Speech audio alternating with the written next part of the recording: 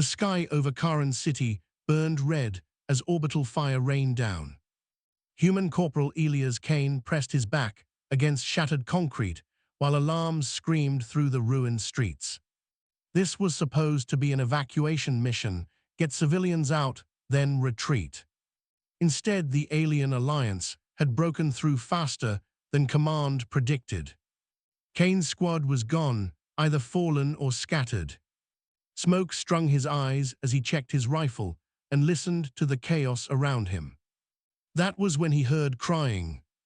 Not human, the pitch was softer, trembling.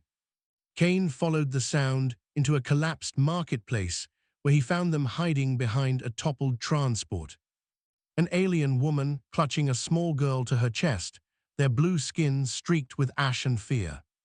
The girl's eyes locked onto Kane's visor and widened in terror. The woman moved to shield her child even more, despite having nowhere left to run. Kane slowly lowered his rifle and raised one hand. "I won't hurt you," he said through the translator. The words sounded weak, even to him. This war had taught everyone that promises meant nothing. Explosions shook the ground again, and the girl whimpered. Kane made a decision that would change all their lives. "Stay behind me," he said, stepping forward. The alien mother hesitated only a second before obeying. Because sometimes, even in war, instinct knows hope when it sees it. Enemy drones flooded the street like steel insects. Kane took position at the narrow alley entrance, the last path leading to the evacuation zone. His HUD flashed warnings: ammo low, armor damaged, no reinforcements coming. He glanced back at the girl, who clutched a small glowing toy even as the world collapsed around her. "Whatever happens," Kane muttered, "they don't get past me." The first wave hit hard, plasma bolts tearing into the walls around him. Kane returned fire with controlled bursts, each shot calculated, each breath steady. He had trained his whole life for moments like this. But training never mentioned protecting the children of the enemy. The alien mother watched in disbelief as the human soldier stood his ground alone. She had been taught humans were ruthless monsters. Yet here one was bleeding, fighting, and refusing to retreat. All for 2 lives that were not his own. When Kane's rifle overheated, he switched to sidearm without hesitation. A drone exploded meters from him, throwing him into the wall. Pain screamed through his ribs, but he pushed himself back up. Because the line was not behind him. The line was where he stood. The girl's name was Lyra, though Kane only learned that later. For now she watched silently, wide-eyed, as the human soldier fought like a living barrier. The alien mother pressed her hand over her mouth to stop herself from crying out. Every blast made her flinch, every pause made her fear he had fallen. She whispered a prayer in her own language. Not for victory, not for revenge, but for the stranger who had chosen to protect her child. Kane stumbled again as a heavy unit entered the alley. Its cannons glowed as it prepared to fire. Kane knew he could not win this fight. But winning was not the objective. Holding the line was. He triggered the last of his explosives, collapsing the alley entrance. The shockwave knocked him flat and buried the enemy under rubble.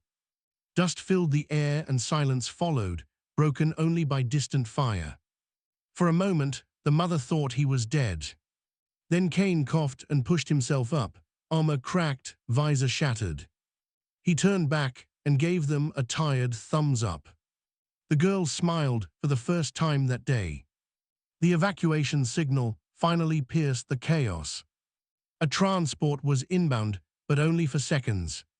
Kane waved the mother and child forward, forcing his aching legs to move. They ran through smoke and debris as the city screamed around them. Enemy fire chased them from behind, tearing chunks from the ground. Kane placed himself between every threat and the civilians, again and again. Each step was agony, but stopping was not an option. As they reached the landing zone, the transport's ramp began to lift. Kane shouted for them to go first. The mother hesitated, then reached out and grabbed Kane's arm. Her eyes met his, and she nodded, a gesture that crossed every species barrier.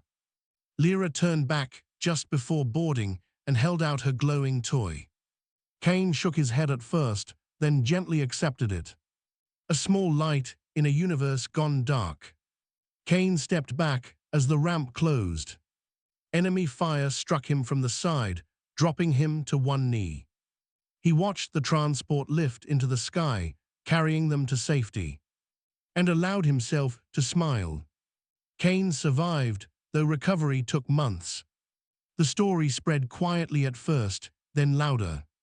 A human soldier who held the line not for conquest, but for compassion.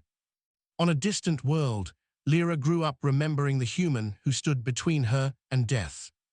Her mother told the story often, not as a tale of war, but of choice. Of how one person can defy an entire history of hatred.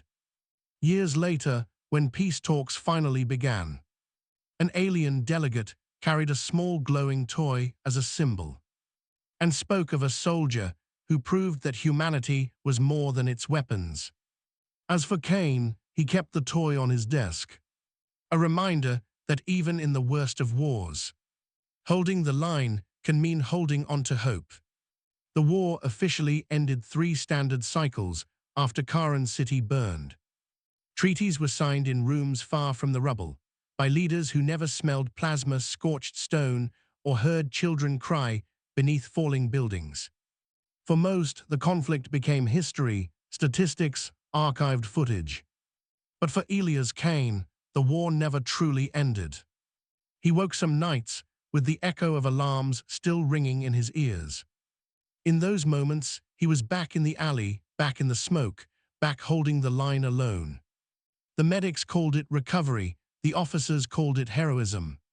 Kane called it survival. He lived on a quiet human colony now, far from front lines. The air was clean, the streets orderly, the kind of place war stories sounded unreal. On his desk sat a small glowing toy, its light dimmer now but still steady. Visitors sometimes asked about it. Kane always answered the same way. It reminds me why I stood my ground. Across the stars, on a world once hostile to humanity, Lyra had grown taller. Her voice had deepened, her hands steadied, but her memories remained sharp. She remembered fire raining from the sky. She remembered her mother's trembling arms. And she remembered the human soldier who stepped forward when everyone else ran. Lyra trained as a cultural liaison, driven by questions she could never silence. Why would an enemy protect her? Why would a soldier bleed for strangers? Her teachers spoke of politics and power. Lyra thought of a shattered visor and a tired thumbs up. Her mother watched her study late into the night, pride and fear tangled in her chest. She knew what curiosity could lead to. But she also knew that silence was how hatred survived. And so she told Lyra the full story, every detail she had once tried to forget. She spoke of the moment Kane lowered his weapon, of the way his voice shook, not with fear, but exhaustion, of how he placed himself between danger and child without hesitation. Some lines, her mother said softly, are not drawn by species. Years passed, and the galaxy shifted. Trade resumed, borders softened, mistrust lingered. Peace was fragile, like glass built over embers. It needed stories more than speeches. When the Interstellar Reconciliation Summit was announced, Lyra volunteered immediately. She carried with her the glowing toy, carefully restored, its light renewed. It was no longer just a memory. It was evidence. Kane received the invitation weeks later. He almost declined. Crowds made his chest tighten. Ceremony felt undeserved. But the toy pulsed softly that night. And he understood. The summit hall was massive, filled with beings of every shape and color. Eyes followed Kane as he entered, some curious, some wary, some hostile. He was just a soldier, stripped of rank and armor. But the silence that fell spoke louder than medals ever could. Lyra saw him across the room and froze. Time collapsed inward. The city burned again in her mind.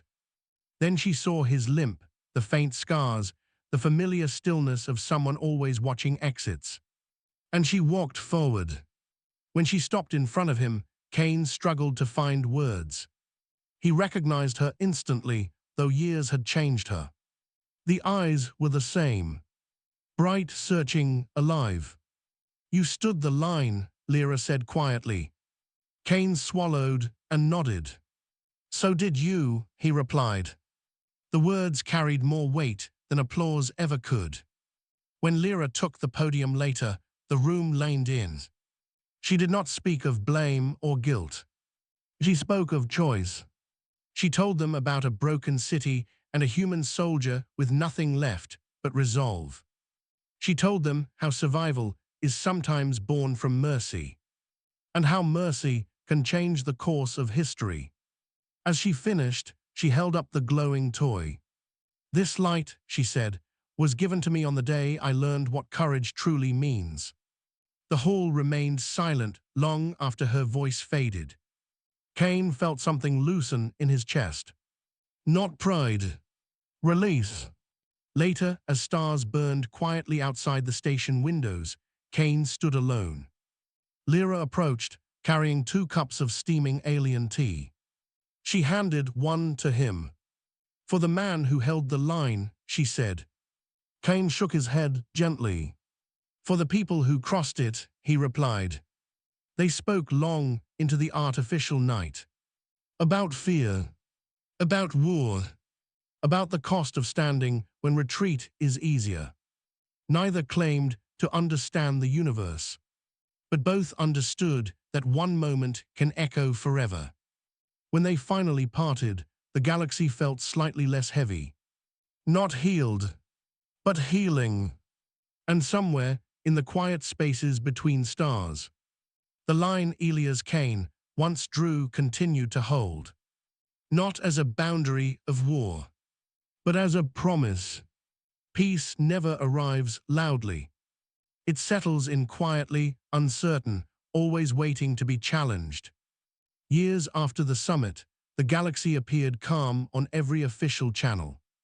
Trade flowed, borders opened, and warships became symbols rather than threats. But beneath the surface, old scars still ached.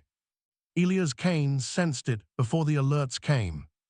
A tension in the air he remembered too well. Veterans never stop listening for danger. They simply learn to live alongside the silence. The warning reached him on a civilian terminal. A remote colony had gone dark. Mixed species population, minimal defenses. Official reports called it an accident. Kane knew better. Lyra felt it too, though from a different distance. Her work had taken her to negotiation tables and reconstruction zones. She had learned how fragile trust truly was. When one voice shouted fear, thousands remembered old hatred. She stood before the council again, smaller room this time, fewer cameras. "The line is being tested," she said. "Not by armies, but by what we choose to ignore." The council debated, delayed, analyzed. Kane did not wait. He packed lightly, the way soldiers do when they know the road ahead will not be kind. The glowing toy went into his pocket, its light steady. They met again on the transport deck. No ceremony, no applause. Just 2 people who understood what standing meant. "You do not have to go," Lyra said. Kane smiled faintly. "I already am." The colony was quiet when they arrived. Too quiet. Buildings stood intact, but life was gone from the streets. No bodies, no fire, no signs of battle. Only doors left open and meals left untouched. Fear takes many shapes. Sometimes it runs. Sometimes it hides. Sometimes it waits. They found the survivors underground. Families huddled together, humans and aliens pressed side by side. Children clutched parents who whispered stories to keep panic away. When they saw Kane's scars and Lyra's insignia, something shifted. Hope did not erase fear, but it gave it shape. The threat revealed itself at dusk. A militant faction born from old wounds and new lies. They believed peace had weakened the galaxy. They believed strength came only from domination. Their leader's message echoed through the colony. This was a warning. This was the beginning. This was the price of forgetting the past. Kane stood at the colony entrance as defenses powered up behind him. Once again, the line formed where he stood. Not because he was ordered to, but because someone had to. Lyra watched from the command post, hands trembling. She remembered being a child behind rubble. She remembered a human soldier who did not step aside. Now she saw that same man standing again, older, slower, but unbroken. The militants advanced, confident, loud. They expected fear. They expected surrender. They did not expect unity. Colonists stood with Kane. Some armed, some not. All refusing to step back. The line widened, strengthened, became something more than one person. When the first shot rang out, it was met with restraint. Not chaos, not revenge, but defense. The fight was short, decisive, and costly. The militants retreated when they realized no single target could break the line. They had come to frighten the weak. They had found resolve instead. As dawn rose, the colony breathed again. Loss was counted, wounds treated, tears shed. But the colony still stood. Because no one had stood alone. Lyra approached Kane as medics worked nearby. "You keep finding the line," she said softly. Kane looked at the gathered survivors, at children laughing despite exhaustion. "The line keeps finding us," he replied. News spread quickly this time. Not of violence, but of resistance without hatred. Of strength without conquest. Across the galaxy, the story took root. That peace is not passive. That mercy does not mean weakness. That holding the line sometimes means standing together. As the transport lifted them away, Kane watched the colony fade into the distance. He felt tired, deeply, honestly tired. But for the first time, he did not feel alone in that weight. Lyra stood beside him, looking out at the stars. "One day," she said, "we will not need lines anymore." Kane nodded. "But until then," he said, "we stand." And somewhere between worlds, that promise carried on.